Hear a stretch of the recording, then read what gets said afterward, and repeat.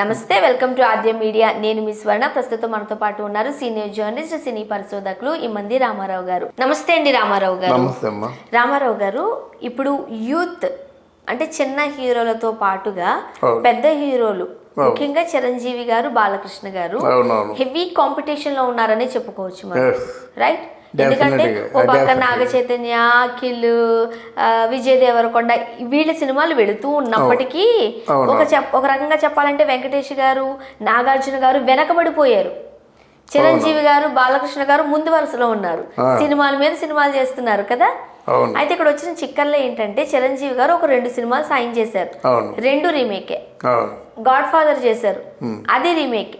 But Balakrishna గారు సోలోగా వస్తున్నారు, కొత్త కథలతో వస్తున్నారు. ఈవెన్ బాలశంకర్ కూడా రీమేక్, బాలశంకర్ కూడా రీమేకే. రేపు రాబోయే 2 పిక్చర్లు కూడా రీమేక్.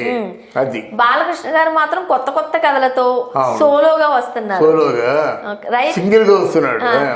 సింహం సింగిల్ గానే వస్తుందంటూ 100 days పోస్టర్ కూడా వేసుకున్నారు వాళ్ళు. అవునవును, ఏం చెప్తారు? అది కొంచెం మనం అంటే ఓ సీనియర్ వ్యక్తిగా నేను ఓపెన్గా చెప్పదలుచుకున్నానమ్మా. ఎందుకంటే మనకి రీమేక్లు మనకి అచ్చి రాలేదు, రీమేక్లు మనకి అన్ని ఫెయిల్యూర్స్నే ఇస్తున్నాయి. కనుక మీరు ఎందుకు ఒక కథ రాయించుకోలేదు? మీ బాడీ లాంగ్వేజ్ తగ్గట్టుగా మీకు తగ్గట్టుగా కథ రాసుకొని మీ అభిమానులు అలరచవచ్చు కదా. అది లేకుండా మీ రీమేక్లు మళ్ళీ రీమేక్లకే మీరు ఆహ్వానం చేస్తున్నారంటే మీ ఆలోచన ఏమిటో నాకు అర్థం కావట్లేదు, మీ ఉద్దేశం ఏమిటో నాకు అర్థం కావట్లేదు. ఇంకా మీకు చాలామంది ఫ్యాన్స్ ఉన్నారు, మీ నుంచి చాలా ఎక్స్పెక్ట్ చేస్తున్నారు, మీ నుంచి చాలా మంచి క్వాలిటీ సినిమాలు ఎక్స్పెక్ట్ చేస్తున్నారు. ఆ క్వాలిటీ సినిమాలకి ఎవరో యాక్ట్ చేసిన సినిమాలు మీరు యాక్ట్ చేయడం ఏంటండి? మీ తగ్గ కథలు మీరు రాయించుకోవాలి. కానీ ఆ దృష్టి చిరంజీవి గారు లేకపోవడం చాలా బాధాకరంగా ఉందన్నమాట. ఎవరో చేసిన సినిమాలు మీరు చేయడం ఏంటి? మీకంటూ ఒక ఛాలెంజింగ్ కథ రాసుకొని ఆ కథలో ఆ పాత్రలు మీరు ఛాలెంజింగ్గా నటించినట్టయితే అప్పుడు చరిత్ర సృష్టించిన వాళ్ళు అవుతారు. కానీ అదే లేకుండా గుంపులో గోవిందలాగా ఎవరో యాక్ట్ చేసిన పారేసినటువంటి పాత్రను తీసుకొని మళ్ళీ అది ఎంగిలి అన్నం తిన్నట్టుగా నాకెందుకో నచ్చలేదు. చిరంజీవి గారు లాంటి వ్యక్తి రీమేక్ పడడంతో ఆయన అభిమానులు కూడా కాస్త నిరాశగా ఉన్నారు అది కదా. అవును, అభిమానులు ఏంటి, ఇండస్ట్రీ ఉంది కొంతమంది, ఆయన మీద డిపెండ్ అయ్యే డిస్ట్రిబ్యూటర్స్ ఉన్నారు, ఎగ్జిబిటర్స్ ఉన్నారు, ఎంతమంది ఉన్నారమ్మా. వీళ్ళందరూ నిరాశ డిస్ప్రెషన్తో ఉన్నారు కదా. ఇప్పుడు చిరంజీవికి ఏంటంటే ఆ సినిమా బాగుంది, ఈ సినిమా బాగుంది, చరణ్ సినిమా బాగుంది, అర్జున్ సినిమా బాగుంది అని చెప్పుకునే కర్మ ఏంటానికి? వీళ్ళందరూ చిరంజీవి గారి సినిమా, మెగాస్టార్ సినిమా బాగుందని చెప్పే రోజు రావాలి. కానీ ఇప్పుడు చిరంజీవి చెప్తున్నారు అంతే, మా అర్జున్ సినిమా బాగుంది, మా చరణ్ సినిమా బాగుంది, అక్కడ తారక సినిమా బాగుంది అంటున్నారు అనమాట. కానీ మీరు ముగ్గురు కూడా చిరంజీవి గారి గురించి చెప్పుకునేటువంటి సినిమాలు, ఆ కథలు రావాలని మనం కోరుకుందాం. రైట్. మరి బాలకృష్ణ గారు ఎందుకు కొత్త కథలతో వెళ్తున్నారు? ఆయన ఆలోచన వేరేండి. ఆయన కంప్లీట్గా వదిలిపెట్టేస్తున్నాడు. నేను గమనించింది ఏంటంటే చిరంజీవి గారి కాంపౌండ్లో పనిచేయడం కష్టం నేను విన్నది. అదే విన్నదే కొరటాల శివ కూడా చెప్పాడు మాట. చిరంజీవి కాంపౌండ్లో కథ చెప్పినప్పుడు ఆ కథలో కొంత ఇంటర్ఫియరెన్స్ ఉంటుంది. అవుట్ ఆఫ్ మంచి కోసమే అనుకుందాము, మంచి కోసం అయినప్పుడు కూడా ఆ ఇంటర్ఫియరెన్స్ డైరెక్టర్ని కానీ క్రియేటర్ని కానీ కొంత డిస్టర్బ్ చేస్తుంది. కానీ ఇక్కడ బాలకృష్ణ గారి కథ చెప్పినప్పుడు ఇంటర్ఫియరెన్స్ ఉండదు, ఇది కథ రాసినప్పుడు కూడా ఉండదు అన్నమాట. అంటే బాలకృష్ణ గారి తాలూకు బాడీ లాంగ్వేజ్ తగ్గట్టుగా ఎంతవరకు వెళ్ళిపోవాలో పీక్స్ వెళ్ళిపోయి కథను తయారు చేసుకుంటారన్నమాట. ఆయన జోక్యం చేసుకోడు, వచ్చి బాబు ఇది మీ కథ అంటే ఎస్ వెరీ గుడ్, చాలా బాగుంది, అచ్చా లెటస్ గో అంటాడు అనమాట. అంతే, అందులో వేలు పెట్టడు. ఇది ఎలా ఉంటే బాగుంటుంది అడగడు.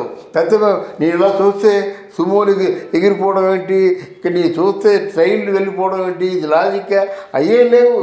బాలకృష్ణ చూస్తే వెళ్ళిపోవాలి అంతే, కరెక్ట్, బాగానే రాశారు బ్రదర్ అంటాడు అన్నమాట.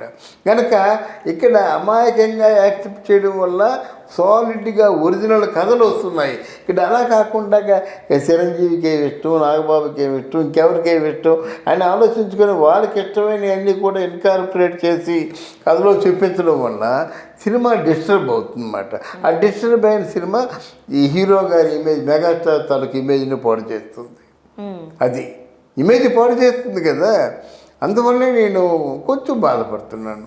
ఎందుకంటే బయట వాళ్ళ గురించి మీరు చెప్పడం ఏంటి, మీ గురించి అందరు హీరోలు చెప్పుకోవాలి. అందుకే కదా మీరు మెగా హీరో అయ్యారు. మీరు మెగా హీరో అంటే మిగతా హీరోల కంటే పెద్ద హీరోలు కదా అర్థం. అప్పుడు మీ కథల గురించి కానీ, మీ టెక్నికాలిటీ గురించి కానీ, మీ డ్యాన్స్లో కానీ, మీ ఫైట్స్ కానీ వెరైటీగా ఉండాలి. You should be the seeker for all the movies.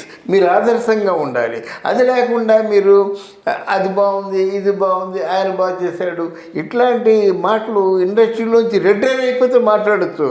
Industry being competent in the industry అలాంటి మాట్లాడకూడదు.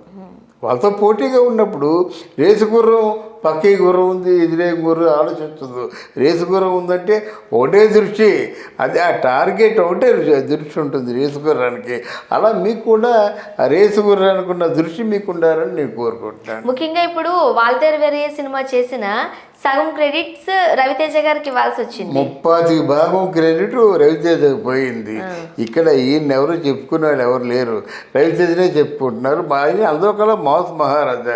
అది ఒప్పుకోవడం కూడా పొరపాటే కదా, అది ఒప్పుకోవడం కూడా పొరపాటే కదా. అలా తప్పులు చేసేసి చిరంజీవి గారి సినిమాలు దెబ్బతినేస్తుంటే, చిరంజీవి గారి ఫ్యాన్స్ మనోభావాలు దెబ్బతింటుంటే ఎలాగ రాజీ పడాలి? అది ఆలోచించుకోవాలి. చిరంజీవి గారు ఆలోచించుకోమని ఇందు మూలంగా మనం కోరుకుంటున్నాం. ఓకే, ముఖ్యంగా ఇలాగే కనుక వెళితే ఈ రేసులో చిరంజీవి గారు వెనకబడిపోయి బాలకృష్ణ గారు ముందుకు దూసుకెళ్ళిపోయే అవకాశం కూడా లేకపోలేదు అనుకోవచ్చా మనం? ఎందుకంటే కాంపిటీషన్ ఇద్దరు సమ ఉద్యోగులుగా ఉండాలి కదా. కరెక్టేనమ్మా. ఇక్కడ రేసు బాలకృష్ణ గారి చిరంజీవి అనుకోవడం కాదు మీరు.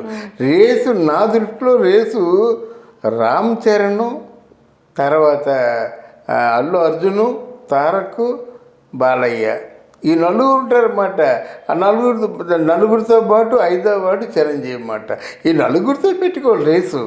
మీకు ఇందులో ఒక ఎగ్జాంపుల్ చెప్తాను ఈ సందర్భంగా. మేము సర్కస్ రౌండ్ సినిమాలో ఊటీ వెళ్ళాం. ఊటీలో షూటింగ్ చేస్తుంటే ఈయన మన సలీం మాస్టర్ వచ్చేసి బాలయ్య బాబు గురించి చెప్పాడన్నమాట.